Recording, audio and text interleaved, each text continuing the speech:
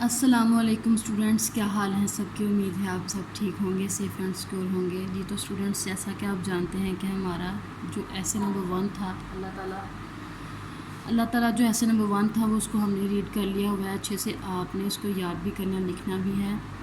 آج ہمارا ایسے نمبر 2 ہے جس کا ہمارا ٹاپک ہے میرا وطن۔ میرا وطن ٹاپک ہے جی۔ تو اسٹوڈنٹس، میرا وطن یہ بھی اللہ تعالیٰ کی ایک بہت بڑی نعمت ہے۔ اللہ تعالیٰ کے ہم پر بہت سارے احسانات ہیں، جن میں ایک سب سے بڑا جو احسان ہے، اور بھی بہت سارے احسان ہیں لیکن جو بڑا احسان ہے وہ یہ ہے کہ اس نے ہمیں ایک الگ وطن دیا، ایک آزاد قوم بنایا جی۔ تو سٹارٹ کرتے ہیں۔ میرے وطن کا نام پاکستان ہے، ہمارے ملک کا نام پاکستان ہے۔ یہ 14 اگست 1947 کو بنا۔ آپ جانتے ہیں، جیسا کہ آپ نے شروع کی کلاسز میں اور اب تک آپ ماشاءاللہ سے 3 کلاس میں ہو چکے ہیں، آپ کو پتہ ہے کہ پاکستان جو ہے وہ 14 اگست 1947 کو ہی بنا تھا۔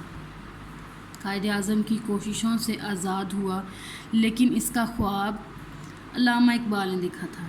دو جو اہم جو ہمارے لیڈر ہیں، ایک تو قائد اعظم ہیں اور ایک علامہ اقبال ہیں۔ قائد اعظم کی کوششوں سے یہ آزاد ہوا، لیکن اس کا جو مین جو ڈریم تھا، جو مین خواب تھا، وہ علامہ اقبال جو ہمارے شاعر مشرق بھی جن کو کہتے ہیں، انہوں نے دیکھا تھا۔